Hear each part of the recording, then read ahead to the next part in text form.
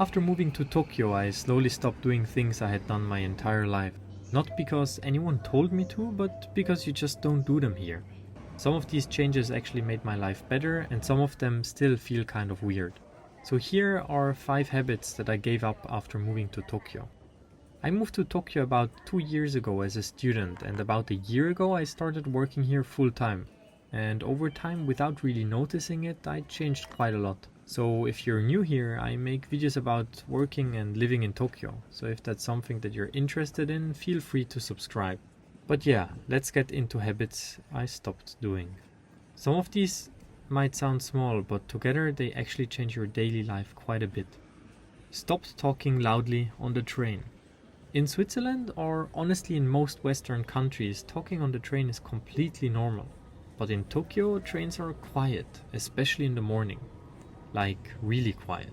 People are either on their phones listening to something, doom scrolling, sleeping, or just sitting there silently.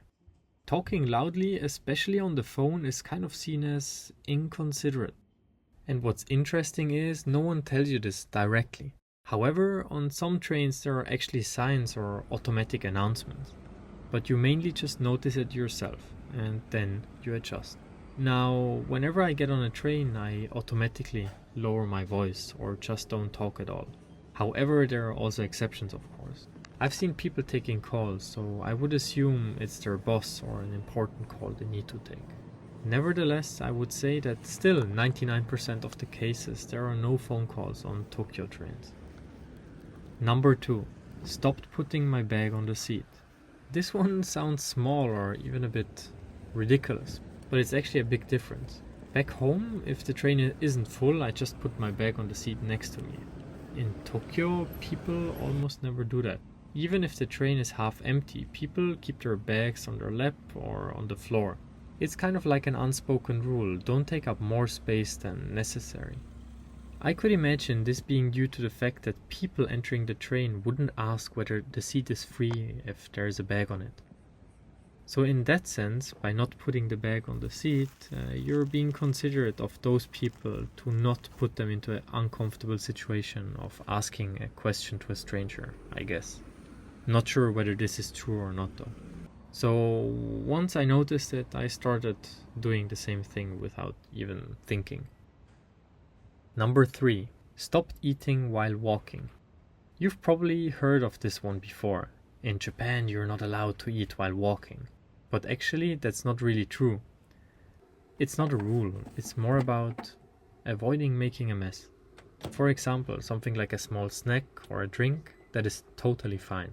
But something like a crepe, ramen, or anything that could spill, people usually just stop somewhere and eat.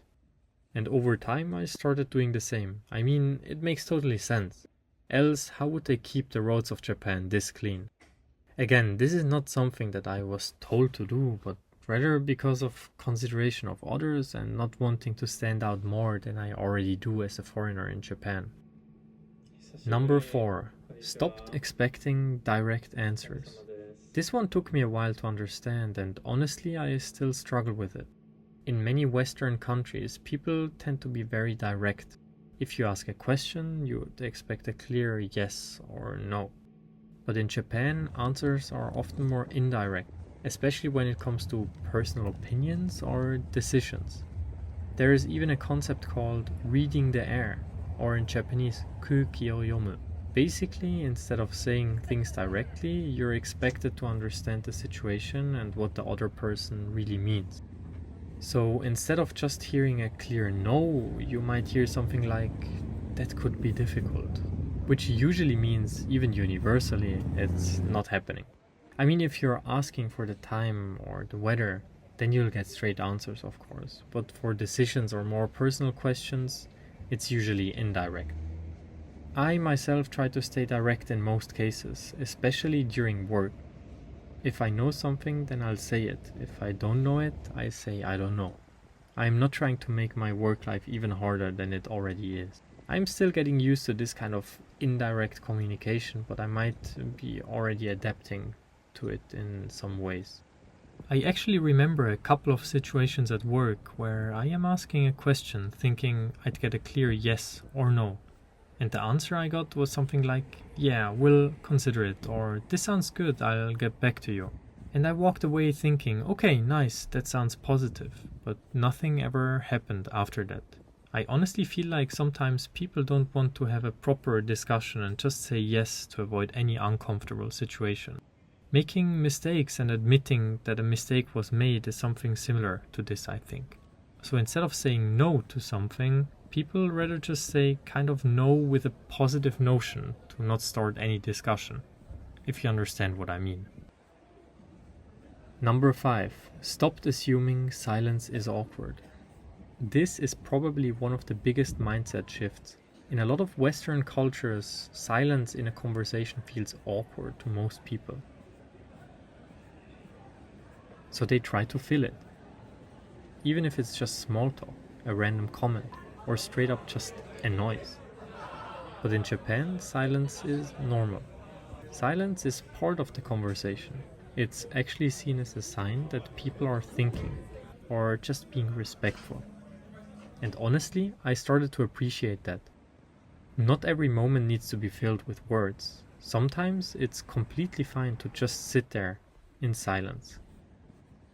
I think this is one of the things that changed the most for me. I would sit in meetings or even with coworkers, and there would be these moments where no one said anything. And in my head I was like, someone say something, this is getting awkward. But no one reacted.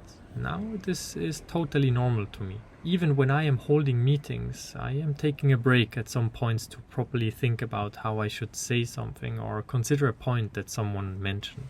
Overall, I think this has definitely improved the way I work. Here's a bonus one. Number 6. Stopped jaywalking. This one still feels weird to me sometimes. In Switzerland, if there's no car, people just cross the road. But in Tokyo, people wait. Even if the street is completely empty, if it's late at night or whatever. Most people will still wait for the light to turn green. It's one of those small things that really shows how rule following the culture here is. And yeah, those are some of the habits I stopped doing after moving to Tokyo.